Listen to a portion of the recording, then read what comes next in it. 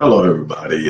Dr. Rick Wallace here, dropping in, hoping to help you get your week off to a great start. I'm really pressed for time today, so I'm going to try to be brief with what I'm going to share with you here. Good morning, Eki. Um, I see Ursula as well. Hello, Ursula. My man Mitchell Coleman has showed up. It's gonna be it's gonna be lit now. He keeps the stream going. And I thank you for sharing, a lot of my content with your followers. I appreciate that. Look, I'm going to share something with you. I was a little transparent last week. Those who were able to see that video saw me get somewhat emotional because I was talking about the love I have for my wife and the relationship we've built and my desire to do some things for her. And we got several things accomplished last week. And I'm excited about that. Again, certain things I'm not going to share, like pictures and stuff, because I want her to do that on her time. But there were some things that I wanted to give my wife when we first got married. And my promise to her was, hey, I'm in a rebuilding phase right now. So cash flow is a little sketchy, but everything is moving in the business. It's there. Give me some time, and I promise you. And the promises I made was that she has, while I've had the fortune of being able to experience life in a certain way, she had never owned or driven a luxury car. So she wanted one. I say, okay, we're going to figure that out. We're going to get that. And a custom home, she wanted that. We're going to get that. She wanted to leave her job and do her real estate business, which is her business. She wanted to do that full time. So we're going to do that. Last week was a great week for us. We got 2 out of 3. She got her first luxury car. I'm not, like I said, I'm not going to say what it is. I'm not going to share it until she's ready to do that. That's for her to do.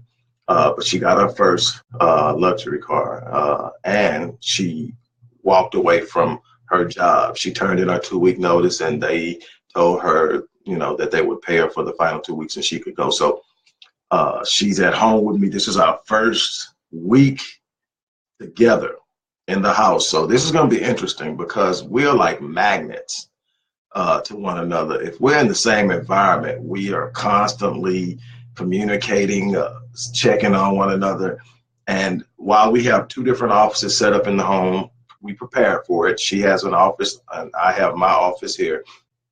And it's on 2 different levels in the home, but I guarantee you we're going to be drawing each other. So we both have offices that we can go into if we wanted to. So she's going to go into her office on certain days, and then I'll probably do that so that we can actually get something done. But the thing is, what I want to share with you is that the culmination, and this isn't even the culmination yet. This is just the beginning of the fulfillment. But the culmination of something does not happen in a vacuum. It doesn't just show up on your doorstep. You don't just become successful. You don't just become wealthy. You don't just become a successful business owner. There's a process that you must go through and must be committed to in order to do that. And because we live in a microwave society where everything has to happen now, we have a proclivity to get engaged in something that we want, that we say we want. And then when we experience a certain amount of delay where it seems like there's no progress, as long as we can see some progress, most of us are okay. Some of us don't even have the patience, even when we can detect progress. But most of us, if we can detect some consistent progress, we can say, well, I'll be there by this time, or I'll have it by this time based on the current progress. But when we experience delay, we tend to step back and look at it, and we've got all kinds of excuses why delay means denial. We blame it on the devil. We say it's not God's will. Whatever it is, it's not happening, so it's not meant to be. Well, no, see, the thing is, there's nothing of good, nothing worthwhile, nothing good, nothing that can benefit you, your family, and others that will be withheld from you when you pursue it with persistence, with commitment, with faith, and you believe that it's possible. The universe has no option but to work with you, conspire with you to make sure that you get it. Problem is, most of you interpret delay as denial. Delay does not mean denial. Sometimes delay is the moment before the big breakthrough. Sometimes delay is that point in which your faith is being tested. Sometimes delay is testing to see just how bad you want it. How far are you willing to go? How long will you want to stay? And this is the thing that you got to understand. My man, Inky Johnson, if you don't know who he is, look him up. That's all I got to say. Off the chain. This dude is an inspiration to me. And one thing he talks about is sweat equity. And see, the one thing that gets me to go, because see, while we got the car last week, while we got her offer her job last week, while those things happened, it didn't happen overnight. The promises I made were made in 2015. Now check this out. After the first promise was made, she lost her mom. We had to get through that. Then after that, we had a year of some progression. Then I went into the hospital. This was October 2015. Then turn around a year later, almost to the day, October 1st, 2016, went back into the hospital, almost died. Had a seizure that was so violent that it ripped my shoulders out of the socket. I fell, broke the upper part of my humerus right here. I can still feel it. Had nerve damage, still tingling in my fingers. This was over a year ago. And here I am having made these promises, and I can't even dress myself. I can't even bathe myself. And I'm sitting there looking at it. But see, the difference is I wasn't going through anything that somebody else wasn't going through. And you're not going through anything that other people haven't gone through and overcome. Here's the difference. When I hit that wall, I immediately looked at myself in the mirror and said, Rick, you built for this. I don't even know how you're going to come out of this. I don't know, with most of your work requiring the use of your hands to type, to set up, to write, to do the things you do, to earn a living, to provide for your family, to do what you promised this woman you're going to do. I don't know how you're going to do it, but you're going to do it. And so I came home from the hospital after 4.5 days in ICU. I got moved to the next level down from ICU is major care, whatever, critical care, whatever it is, that next level down for like a day or two, and then they release me. I come home. The very next day I get up. I can't even dress myself. I got to get her up because I get up before everybody to get me dressed. She gets up, and at that time, there was this emotion that hit me that wanted to take over. The depression tried to set in. The feeling sorry for yourself. The fact that somebody's got to dress you, somebody's got to bathe you, somebody's got to take you and drive you everywhere you go because you can't drive. You can't do anything. You can't do anything that calls you to lift your arms because you can't. You can't even feel in your left arm because of the nerve damage. But when it came over, I said, no, I'm going to get up. And she's like, why are you up so early? You need to be resting. I said, I got to do something. And I came and I sit in front of the computer, and I couldn't even use my left fingers because of nerve damage. And I typed with one hand. Didn't get a lot done, but I did something. It was just this thing is, I'm not going to sit still. I'm not going to sit up here and let my circumstance dictate to me what it's going to be. And I know that there's delay because when I made the promise to her, my thing was, in a year, we're going to be set. But see, I've been around long enough to know life doesn't always respond and act the way you want it to act. And so when it hits you, and it's going to hit you, when it hits you, you got to be prepared to take the blow. You've got to be prepared to take the lick. You've got to be prepared to get knocked down sometimes. See, we want to get some things out of life, but we don't want to take the risk. We don't want to take the hits. We don't want to go through delay. But like Inky says, when you got some people out there that's got sweat equity. They done grind for some years. They done grind. They done put in work. And because of delay, they're ready to walk away from something they put sweat equity in because it hasn't happened yet. Let me tell you something. I've got a real simple, as complex as I can get with my thought and and the way I do my business, the way I handle my clients. At the very core of who I am is something real simple. When I decide I want something, I'm gonna get it or I'm gonna die trying. It's that simple. I will never quit on it. I will never try. I don't care how many people tell me I'm stupid. I don't care how many people tell me I'm wasting my time. I don't care how many people tell me that it's foolish. Once I commit to doing something, I'm going to get it or I'm gonna die trying. Either way works for me. One thing you will never say is I quit. One thing you will never say is I gave up. One thing you will never say is I retreated. I surrendered. I turned around. Too many of you get right at the point of breakthrough and quit.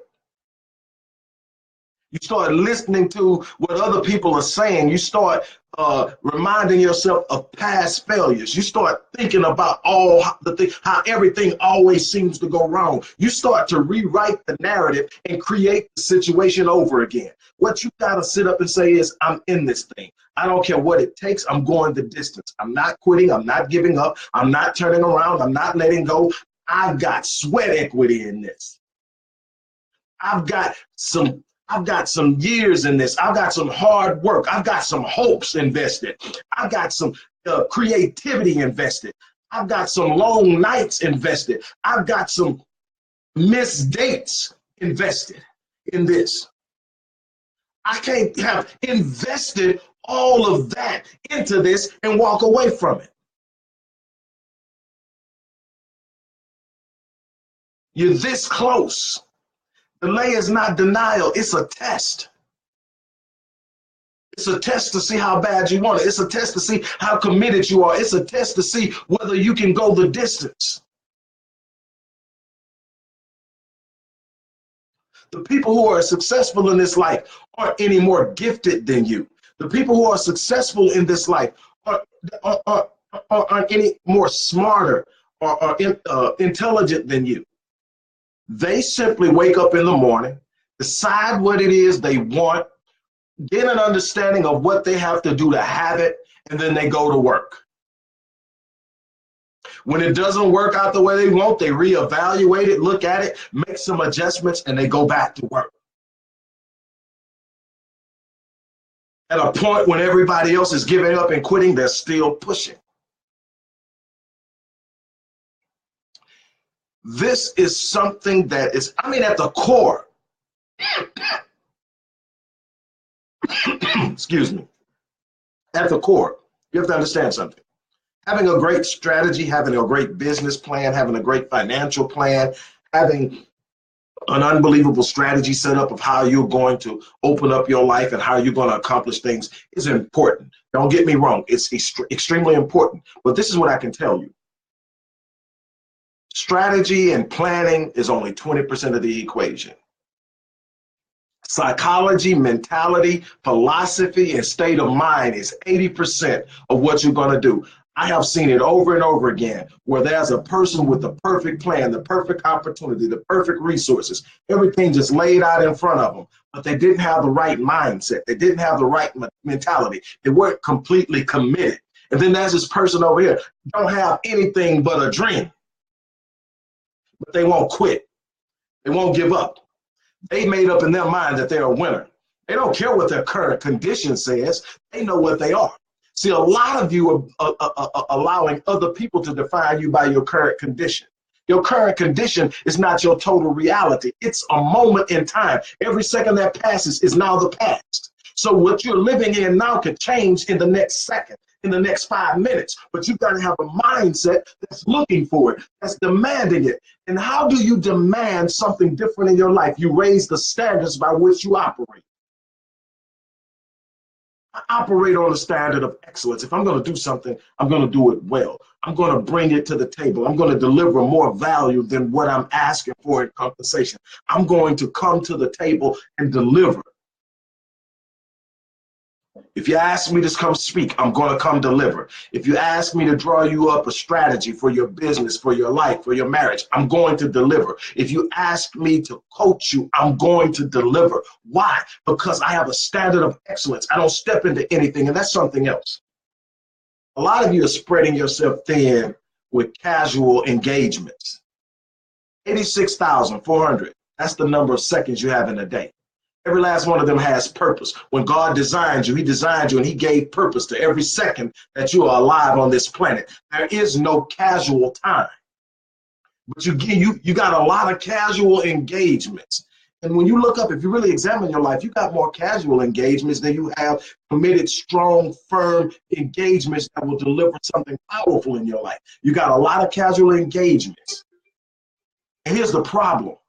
Even when your casual engagement may have good meaning or have good potential, if you're not passionate about it, if you're not sold out to it, if it's not something you're willing to go to the mat for, you will end up having wasted time investing in something that on the surface looks good, but didn't deliver anything. Why? Because you didn't have the passion for it. You weren't totally committed to it. It was just something that sounded good, so you took it up, got on it. But here's the problem. When you don't have a passion for something, when the something you're doing isn't connected to your identity and your purpose, what will happen is you're going to run into something that's rough in doing that. You're going to run into some delay. You're going to run into some frustration. You're going to run into some disappointment. You're going to run into some people talking about you, slamming doors in your face. And when you get to that moment, if you're not committed to it, if you don't have the passion for it, you're going to turn around and walk away from it because you're not truly invested in it.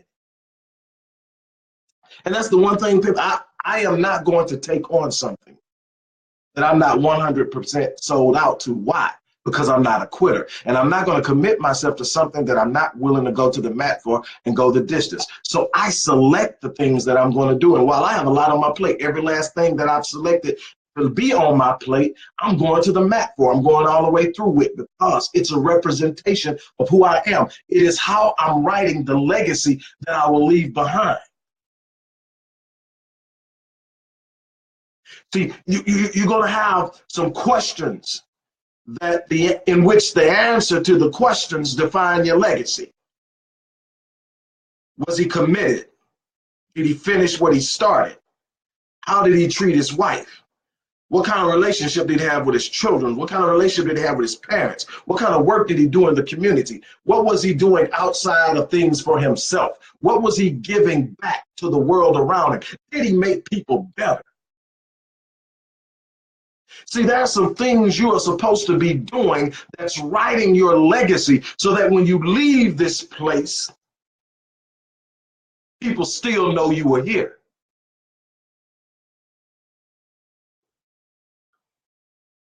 And I tell people all the time, the first half of my life was about me. Doing what Rick won't, buying what Rick won't, going where Rick won't, staying where Rick won't, buying what Rick won't, dating who Rick won't. All of that was about me. I gave up so much of my time pursuing something, and I constantly woke up every morning and empty, unfulfilled. Closet couldn't get full enough. Driveway and garage couldn't get full enough. House couldn't get full enough. No matter who I dated, no matter what happened. The more I got, it seemed the darker it became. I'm trying to figure it out, and someone said, you're not in your purpose. You're just doing things, and you're trying to fill this big old space that's meant for your purpose with accomplishments. And you can't. You can't accomplish enough to fulfill the void of a failed purpose. Your purpose is going to guide you to your destiny. It's going to set a pathway to greatness, to doing the phenomenal, to being impactful. So you don't write a legacy by how many cars you own. You don't write a legacy by the expansion of your wardrobe. You don't write a legacy by your VVS stones that you purpose. You can't buy a legacy. You get a legacy by impacting lives outside of yourself. You get a legacy by leaving people that you come in contact with in a better situation than when you found them. You leave a legacy when people come around and tell you, you know what, you helped me change my life. You leave a legacy when when you walk in the room, people know you're about to bless them with something that's going to make them feel better about themselves. And it's not always doing what I do. You may be a person that shows up and cuts people's lawns who can't afford to do it. They're not physically able to do it, and they can't afford to pay something. But you show up and you cut their lawn, and you do it at a discounted or a price or a free price. That's still a blessing, because that tells that person somebody outside of those that should care for them cares for them. You're sending a message in your behavior, in your engagement. You may be that person that just stops by periodically and tells somebody that they're loved, or God loves them, or whatever it is you tell. There are so many different ways. You may be the person that comes up with a new invention that cures cancer. You may be a person, I mean, it's so much in this world that's needed, and you are designed to deliver a particular element of this advancement of our world. See, you came into this world, and the culmination of your purpose is that you leave the world in a better place than you found it. How you do it is dependent upon your design. See, each one of us has a unique design. That's why we're all special. That's why we're all powerful. That's why we all have the capacity to be exceptional, extraordinary, phenomenal, because there's something in us that no one else has. Every last one of us. You heard me say this before. I've worked with kids with Down syndrome, kids with ADHD, kids who were considered mildly mentally retarded, kids with autism. I've worked with people who have struggled with incest and child molestation. I've worked with people who come from impoverished backgrounds. I've worked with people in all those things, and I have yet to find one that didn't have a gift.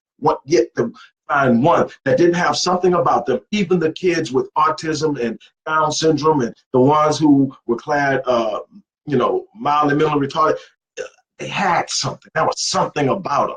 But see, everybody's so busy trying to be like everybody else. Everybody's so busy trying to push everybody and make them measure up to some universal standard of what is, that you're not even paying attention to the gifts inside of the kids.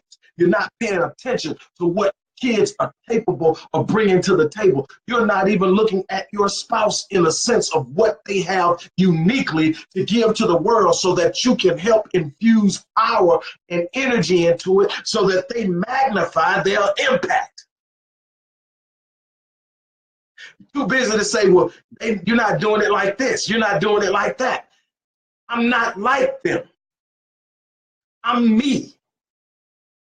I'm not going to do it the way Tony Robbins does it. I'm not going to do it the way Eric Thomas or Les Brown does it. I'm not going to do it the way Jim Rohn did it. I'm not going to do it the way Zig Ziglar did it.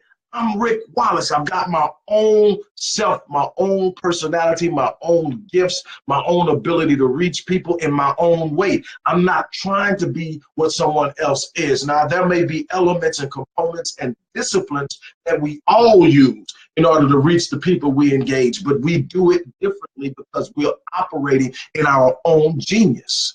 And every last one of you has that genius on the inside of you. But you're too busy trying to fit into this box of universal, recognized, and accepted behavior. And we have gotten to the point that we will chastise anybody trying to get out of the box. They think they're better than everybody else. That's the most stupidest stuff I ever heard in my life. You're not being realistic. I mean, and on these little things that we've been trained to say to people who decide they don't want to live mediocre, average, everyday lives.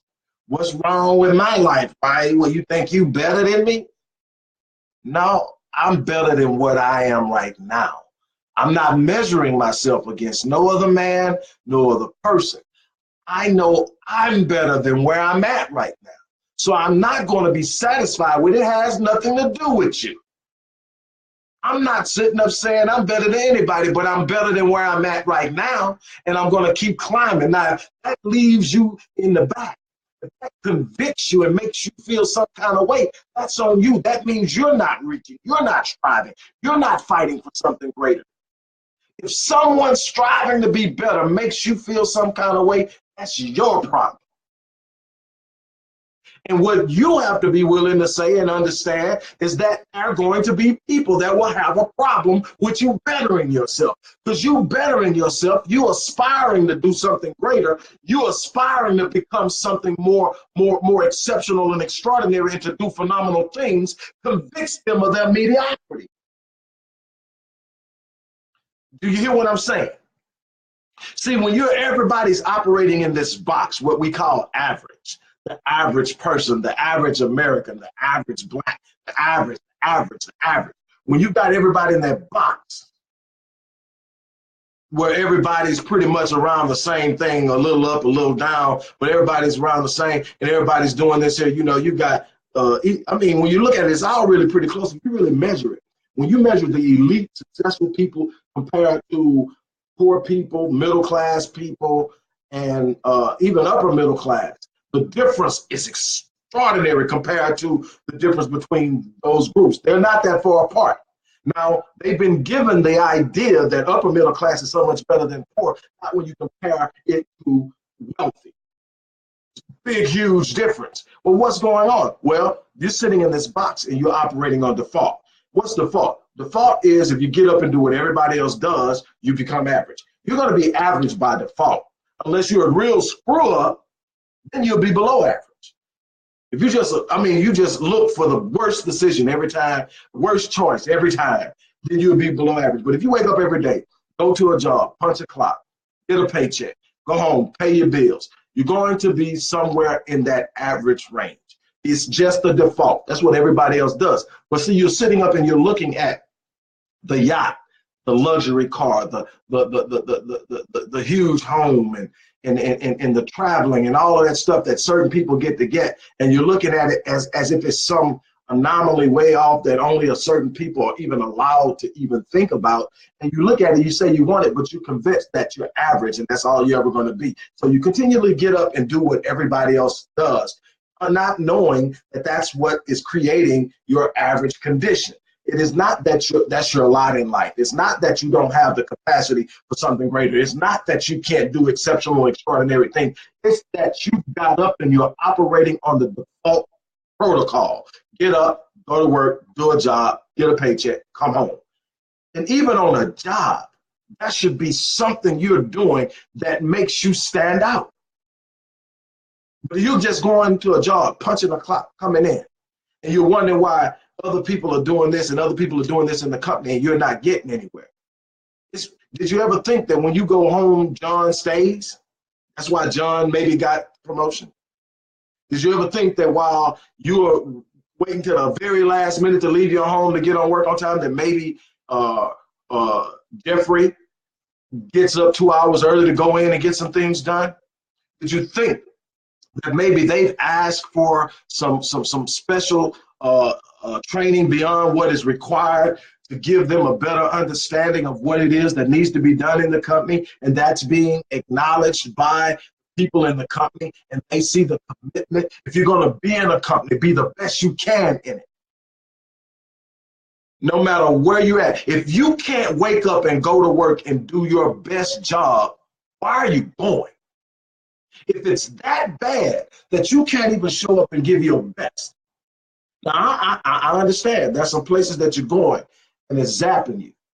And maybe you need to be there for a minute until you get things figured out. But first thing you've got to do, if you're not happy, you got to come up with an exit strategy.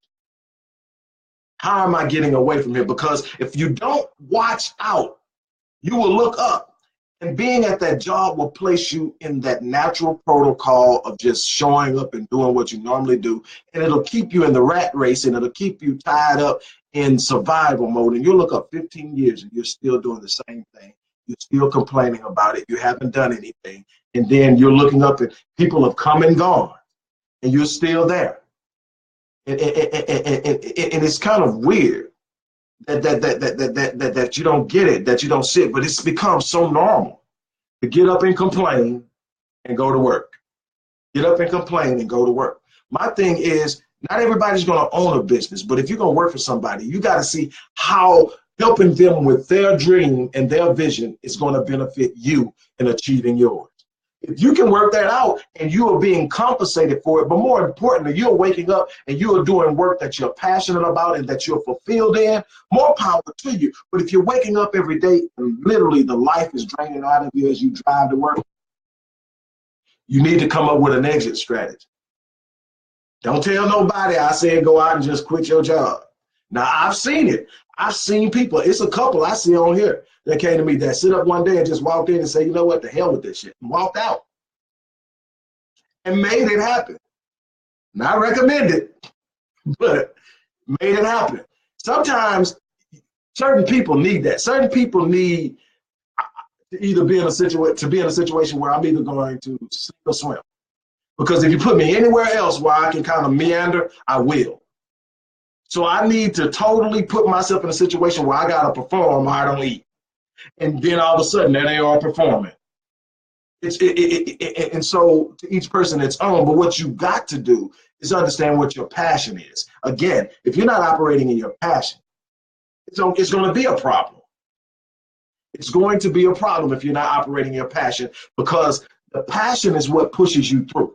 The passion is what gets you through those difficult moments when things aren't going right. The passion is what's going to rescue you from delay, from hardships, from getting knocked down. If you don't have a passion for what you're doing, that thing that you keep feeling that you can't explain a lot of the time is the absence of fulfillment.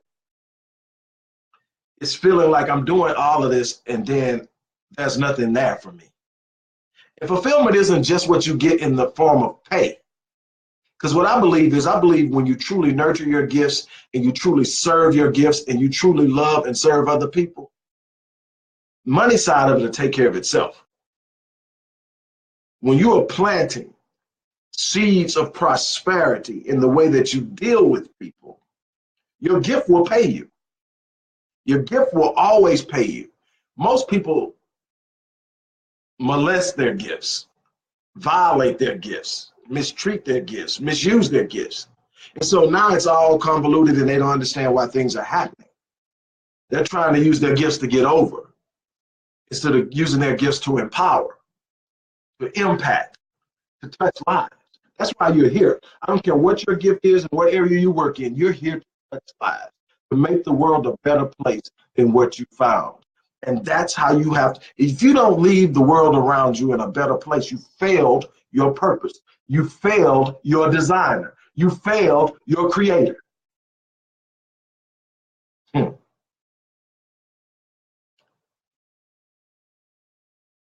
I mean, it's extremely important that you gain a lucid understanding, a lucid perspicacity of the power of purpose, the power of identity, how you see yourself. Because how you see yourself is ultimately going to determine your behavior. How you see yourself is going to determine your behavior. Your self-image, your self-concept will determine your self-esteem and your self-confidence. That will determine what you're willing to do and what you're not willing to do, what you're willing to go after and what you're willing not, what you'll try and what you won't try, how you'll carry yourself, how you will present yourself. And there is something about confidence that speaks before you open your mouth.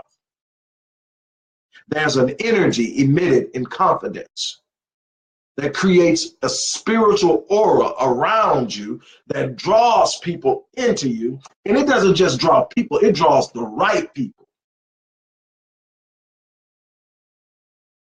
But it comes from how you see yourself. If you don't see yourself as somebody that is powerful, if you don't see yourself as someone who is exceptional, if you don't see yourself as someone who can do anything that they put their mind to, you're going to limit your engagement, your effort, your action. And without unbelievably intense and massive action, you'll never get the results you want. And then you will reinforce yourself, your idea of yourself, your concept, what you can do and what you can't do. Because see, if I don't believe I can do it, I'm not going to invest a great deal of energy, effort, and action into making it happen. I may try it, but I'm going to just get in and try it so that I can say I tried it when people ask me. I got to say I tried. So I get in and I do it, but I'm not really invested. I'm not sold out to it. I'm not going all out. I'm not going all in or all out. And then what happens is, because I don't invest the right amount of energy, effort, and action, I get minimal results, which turn around and reinforce the idea that I couldn't do it in the first place. Now guess what happens? I go in the next time and I put in even less energy, effort, and action. Because I didn't get the results last time, I'm definitely not investing nothing in it this time. I'm going to go through the motions, get less results, poor results, reinforcing the idea until you just quit, until you just give up, until you just accept life as it is. Or you can sit up and say, ain't nothing stop me. Is anything I want to do? If it's in my mind, if I can conceive it, that's God's evidence that it's possible. That's all I need to know is it's possible. I don't even need to know right now how. That's another thing that's stopping some of you. And I'm about to shut up. Some of you are being stopped because you're looking for the how. And one of the first things I have to explain to my clients is, if you're looking to do something exceptional, extraordinary, and beyond what you've been doing, it's highly likely that you don't have all the answers of how it's going to be done, because if you did, you would be operating in it. Most people don't get where they're going because they haven't become who they need to become to do what it is they say they want. So if you're talking about starting this great import-export business and you've never dealt with import-export, no, you're not going to have the answer of how you're going to do it. You might not even know the first step. The first step is not knowing how. The first step is committing to do it. The first step is stepping out there and trusting that the laws of the universe as God created them will always work, and they have always worked. And the law of the universe says that when I believe something is possible and I decide that it's for me, and I step out without any knowledge of how I'm going to get it done, the universe begins to conspire on my behalf to bring it to me. I'm working on becoming who I need to be, and the universe is working on putting all the pieces of the puzzle in front of me so that I can put it together.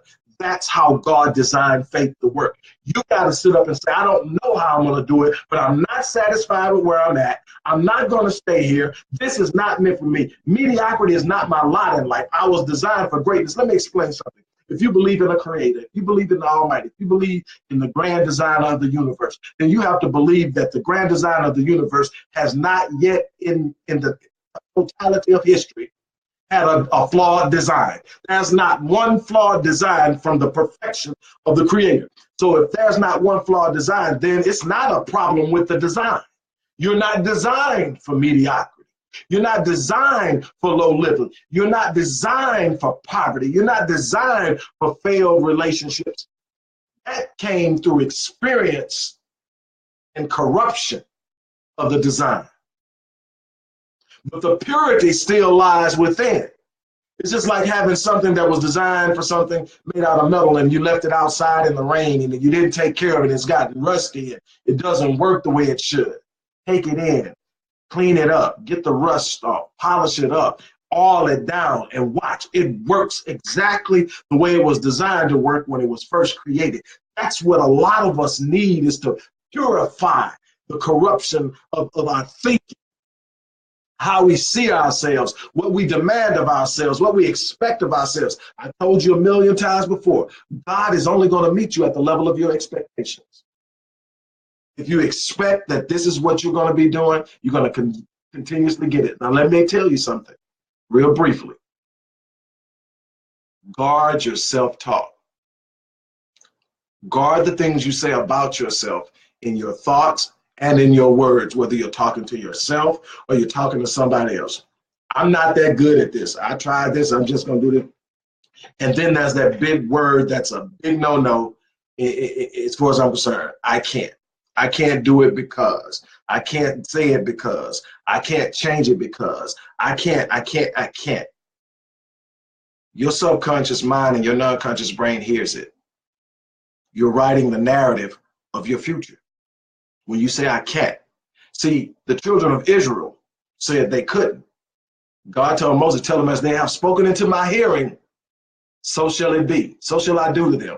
I am telling you that that's how the universe is designed. When you say you can't, you can't. I believe it was Henry Ford that said, the person who believes they can and the person who believes they can't are usually both right. Am I saying it's going to be easy? No. Anything worth having, it comes with struggle. It comes with difficulty. It comes with getting knocked down. It comes with a certain amount of delay.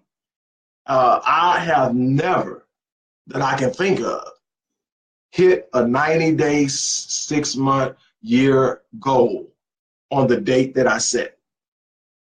Number one is I don't set these little safe goals, tacit goals, goals that I can look at and say easily and know exactly how I'm going to get there and what route I'm going to take. I set intimidating goals, goals that sound absolutely foolish and stupid to most people. But that's why I've done things that most people haven't done. I'm willing to fail in order to move forward.